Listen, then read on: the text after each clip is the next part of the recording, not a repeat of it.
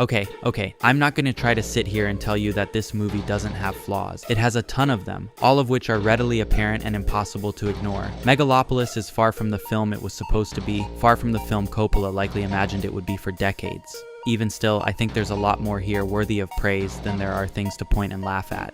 Though I admit there's a lot to point and laugh at. For many who are only familiar with Coppola through his work in the 70s, the quality, style, and tone of this film might feel like it's coming out of the blue. It's bloated with detail, grandiose in its visuals and storytelling, unsubtle with its themes, motifs, and characterizations. While Apocalypse Now hints at this element of Coppola's filmmaking, all of that is still reined in by good sense and a concern for proportion and balance. Most people are less familiar with Coppola's work from the 80s on, where maximalism in visuals, experimentations, and storytelling and on-the-nose dialogue was more the norm. These films, while not quite up to the level of his earlier work, are still fascinating experiments, worth more than the sum of their parts, even just to see what one of the great directors can do when he's swinging for the fences. One from the Heart, as an example, is a pretty basic love story and musical. Its plot is basic and quite cliché, its themes unambitious, yet its lavish set design, busy camera work, and electric cinematography make the film feel as if it's a science fiction epic, not the old Hollywood romantic musical it's aiming to recreate. Rumble Fish, shot as a companion to The Outsiders, is a black and white crime thriller with sleepy performances, dreamlike visuals, and a quirky soundtrack by Stuart Copeland of The Police. The film is a masterpiece, one that's firing on all cylinders, yet at the same time it somehow feels less mature, less necessary in its direction and style than Coppola's earlier work. His rendition of Dracula, perhaps the most famous of his post-Apocalypse Now films, is a smorgasbord of beautifully rendered techniques and set pieces seen in earlier horror cinema. The movie is so turned to 11 and unique, it almost has a life all its own, above and beyond Bram Stoker's novel and all the various renditions of the story, from Murnaus to Brownings to Fishers, Herzogs, Eggers, and even Argentos. And even The Godfather 3. I know most people watch that movie on autopilot, it being the weakest in an already established trilogy, but every aspect of that film, from its plot, characters, and set pieces, is absurd. Just straight up bizarre, as if Coppola were trying to bring this series into the operatic and stylistic heights of his contemporary milieu. I think for most people who have seen all these films, the insanity of Megalopolis, the impressiveness of its vision, and the awkwardness, even incoherence of its execution, feels, in a strange way, like a master returning to form. That notion seems funny, and unignorably, it is. But as I was watching this movie, as aware of its every failure as everyone else was, I still couldn't help but sit there with a big smile on my face, genuinely thrilled by what I was seeing. The biggest flaw of the film, and the only aspect of it which is impossible for me to play apologist for, is its worldview. The perspective of the film and the alleged fixes, in quotes, it offers for the problems of the world, comes across as not only so childish, but also so confused, that it becomes worth considering that Coppola isn't even aware of much of what's happening in the modern world today. Some of this confusion could be the case of him not wanting to write the film into being a cringeworthy one-to-one parallel with the world, as it is in the current moment. But not only does he go out of his way to do that in other instances, but the film still manages to be confused beyond that anyway. As an example, the character of Claudio, in order to ferment anger against Caesar, first mobilizes a group of justifiably angry immigrants. This would imply that Claudio is a sort of power to the people leftist, using the tactics of Saul Alinsky and the philosophy of the Frankfurt School, mobilizing those marginalized by society on ethnic grounds against the society which marginalizes them. Later though, Claudio's rhetoric goes from populist left to populist right. The movie goes as far as to show us a swastika-shaped tree trunk near one of Claudio's rallies. Then, his right-hand man suddenly has a black sun tattoo on his forehead, a reference to far right-wing occultism. It could be the case that the movie isn't criticizing the left or the right here, but is instead being critical of populist demagoguery in general. While that would be fine, and it is a valid criticism, it then begs the question, why attach Claudio to both communist agitprop as well as Nazi mysticism? Why not do one or the other? Or, if you want to avoid partisanship here, why not just become less obnoxious with the symbolism used in either case? Later, when he's being attacked by the very mob he once animated with his rhetoric, he yells, "Don't tread on me." Again, is this a reference to libertarianism in general? If that's the case, what does libertarianism have to do with street mobs? Is it in reference to the Tea Party then? Because if it is, the Tea Party hasn't been relevant for like 20 years. If demagoguery and populism are the villains here, what is portrayed as its opposite? Well, Caesar, who seems to be modeled after elitist tech geniuses, seems to be the antidote to the chaos of the mob. The movie doesn't just stop there, avoiding what would be a brazenly aristocratic attitude toward politics, but instead offers Caesar opponents in the form of the conservative Cicero and banking elite Crassus's wife, Wow Platinum. This then puts Caesar in the center of some sort of Aristotelian mean. He represents elite genius and ingenuity, detached callousness and narcissism, while also representing revolution, empathy, and egalitarianism. The message of the film seems to be that utopia is possible, but can only be brought about by those fit and capable to do so. Those who aren't fit or capable, or those who oppose it, then become the enemies. They either fear change or bring about the wrong kind of change. While all of this is fine, the big problem with it is that it's sort of a tautology. Of course, change is only good if it's good, and opposing the coming of good is bad. This goes without saying. In fact, every character in this film assumes themselves to be in the right, except maybe Claudio and Platinum, who both seem to be motivated by petty hatreds. There is nothing unique about Caesar's worldview. The only difference between him and everyone else is that he, according to the film, genuinely does have what it takes to bring about a utopia. The flaw of all the other characters and factions seems to simply be that they don't trust his grandiose claims about his own abilities. So what are we, as the audience, supposed to take away from this message?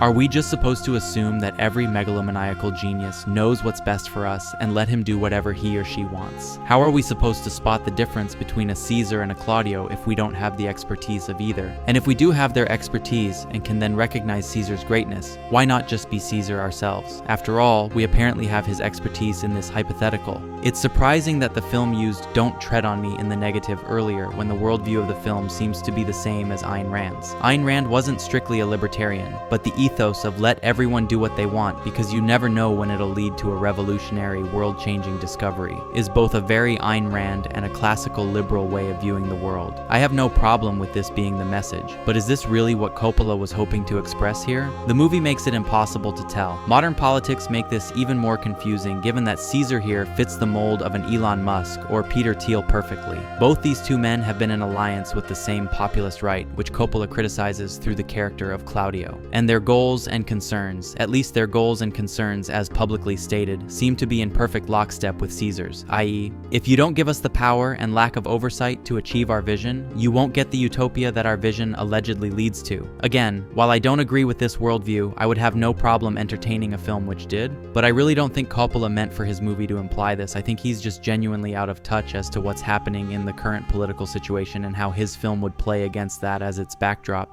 So, if the film fails when it comes to its perspective on politics and the themes which follow from that, what did I think the film got right? First and foremost, our modern culture and our modern perspective on filmmaking, which often emphasizes coherence, but also emphasizes the notion of director as an all-knowing eye, examining us from above with perfect clarity and vision, seeing in us the stark borders between one motivation and the next. That perspective, while nice, is just as childishly utopian as the perspective of Caesar in this film. Directors are artists. And like all great artists, they're idiots. I'm being slightly facetious here, but there is a truth to this. Any artist which has ever felt like he has full control over what he's producing probably hasn't produced much of merit, or at least that seems to be the trend. Many people who participate in the arts describe the moment they knew they had something special as a creative as being the exact moment they realized the culmination of their work often eclipsed the breadth of their efforts. In other words, they realized they were nailing it at the exact moment their art became bigger, deeper, more universal than their waking conscious thoughts. This element of art often leads to people describing artists as conduits for higher powers. Whether that's true or not, subjectively speaking, this is what participating in great artistic output feels like. I just went over all the various flaws of this movie and the transparent psychology which contributed to them, so how can I possibly claim that there's a hidden wisdom to this film? Well, beyond just the things that the movie actually gets right, which, because of the bandwagon effect, many people might be prone to rejecting the existence of entirely. This film, in running artistic gamut as widely in quality as it does, with Orson Welles on one side of that canyon and Neil Breen on the other, manages to represent the full experience of filmmaking itself.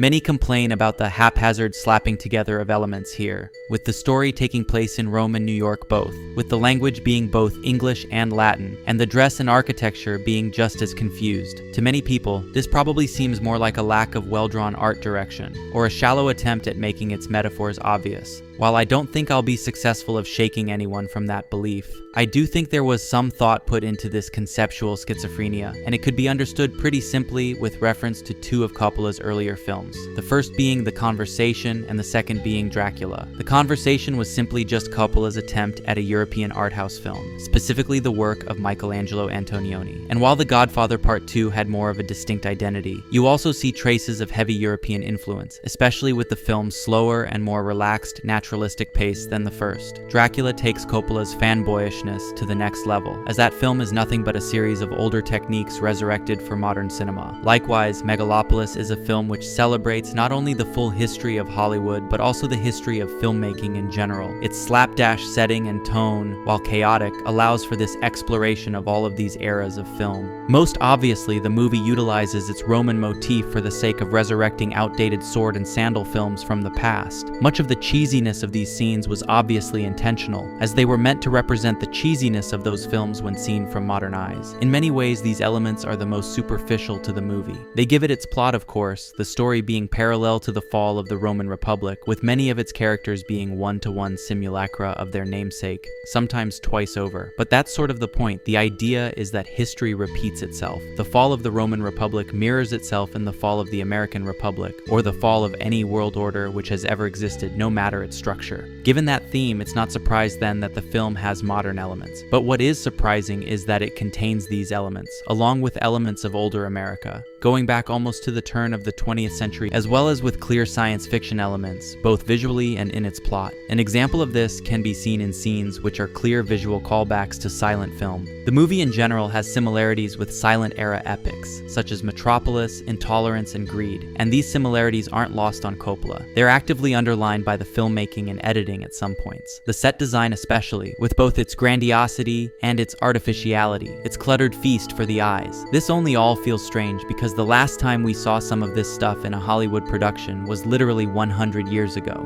Other points of reference seem to be the 1930s and 40s. Wow, Platinum does a lot of heavy lifting here, not only with the grandiose, on-the-nose performance by Aubrey Plaza, but also by filling out many film archetypes. Not only is she a jilted femme fatale, again an aspect accentuated by the filmmaking, she's also portrayed as a sort of witch, not only a reference to ancient Roman mysticism, but also to 1930s and 40s universal horror pictures, where mysticism of this more folklorish flavor was quite common. The film's story has many parallels as well, with both Citizen Kane, and with another flawed classic, The Magnificent Ambersons. Coppola seems to have noticed this connection, as Megalopolis is his most directly Orson Welles-esque film in terms of visual language. Dutch angles, quick editing, and the occasional deep shadow, or even the nature of Adam Driver's performance, which is very Charles Foster Kane-like, makes the connection here clear. There's also very blatant criticisms of the entertainment industry here, many of which feel, in their biting satire and viciousness, like callbacks to classics of the 50s, especially All About Eve and Sunset Boulevard. Again, I don't think I'll convince anyone here, but to me, the hammy performances by some of the cast has its origins here, in the attempt to resurrect acting styles which are not only old-fashioned, but were even old-fashioned, deliberately so, in the films that this film imitates. Aubrey Plaza is Gloria Swanson playing Norma Desmond in her silent work. I'm not saying it always works tonally, only that the performance has a logic behind it, despite whether or not it worked in all cases. Other elements of this film even extend themselves outside of the Hollywood system. Experimental methods, things seen in the French New Wave or in the independent American films of the 60s to 90s are common here. Godard and Truffaut playfulness occur without any purpose beyond their own joy for filmmaking. Split screens and strange editing choices come assisted with surreal and impressionistic visuals, the likes of which turn large sections of this movie into an expensive tone poem. The movie has no reason to get this avant-garde, at least not plot-wise, yet I doubt I'd have enjoyed it as much without these elements, especially since they work so well to counter the movie's awkward, artificial-looking cinematography otherwise. There's a scene in this film which contains a surprising amount of tension. It's the one with the little boy and the autograph. This moment, interestingly, feels a lot like Coppola's earlier work in the Godfather films, as well as other crime dramas from his 70s and 80s contemporaries. The suddenness of the violence and the leading up to it with subtle details is very reminiscent of that kind of film, and because the threat isn't shown to the audience in advance, the moment is more Scorsese than it is Hitchcock. Another callback or reused motif from Coppola's films comes back here in the form of an extended wedding scene, one which contains multiple layers between the main ritual of the wedding itself, the social atmosphere surrounding it, the entertainment which functions as bread and circuses, a distraction from the real issues at hand, and more cloistered and private moments hidden in nooks and crannies implying deeper truths. The fact that these deeper elements here are buried further from outward attention by the nature of Caesar's drug trip is a genuinely clever bit of writing, one the movie doesn't get as much credit for as it should. The world is passing by outside his awareness, but he, much like Don Corleone, represents a solid anchor on which it all relies, even if the people without are too distracted by spectacle to know any better. The faked footage of his outrages against the Vestal Virgin are just an example of the gravity of politics being brought down to the level of the gossip-obsessed masses. Again, the movie has an elitist bent here, one the film is otherwise reluctant to commit to, except when done so with over-the-top symbolism, like the scene with Caesar as representing what I assume to be the Buddha, if not, then some sort of Hindu or Buddhist sage. This elitism, though, becomes a fascinating dynamic when you realize the parallels which exist between Coppola and Caesar himself. Both are artists, both visionaries, both considered masters of their craft, both have had periods of disappointment and doubt, both have found inspiration from the women in their lives. Maybe, to some extent, Megalopolis' biggest flaw is the film's ending, as it's this ending, wrapping the story up with a neat and lifeless bow, which undermines the similarities which exist between Coppola's attempt at this quote-unquote masterpiece and Caesar's attempt at quote-unquote utopia. Megalopolis, at being a failed attempt at a masterpiece, an unruly mess, and a shocking misappropriation of resources, could have been, if the film contained more self-awareness, reflected perfectly in the events of its plot. It could have been Citizen Kane meets the Magnificent Ambersons, a flawed but brilliant man, victim of a flawed but brilliant attempt at something more. It could have gone in this direction without an entirely sad or nihilistic ending. It could have even been inspiring without being unrealistic, or inspiring because it wasn't unrealistic. Ironically, it's the implication here that Coppola knows what's best to fix our current political situation, which ultimately dooms the film. Paradise is gained on screen in exchange for any chance of the film being a masterpiece. But this is part of what I love about this film. Coppola is a great man, a great figure of his time. At the time of this video's release, he's still alive, and we're lucky to still have him with us, especially when so many of our great artists have died so recently. His greatness, though, with all the dizzying heights it reached for, fell and shattered, doing so spectacularly and with such strange musicality that it's almost impossible to not admire the sheer absurdity of it. In the end, the idea that love could create utopia was naive, but that's only true if you take that idea at face value. Love, of course, cannot create utopia, but what it can do, if one cherishes it and lives by it and channels it through everything they do, like Coppola did here, is create the next best thing. Love isn't our tool to get to utopia. Love is utopia. And Megalopolis, with all its blemishes, was a work of love. I think this will be seen and celebrated as the years go on.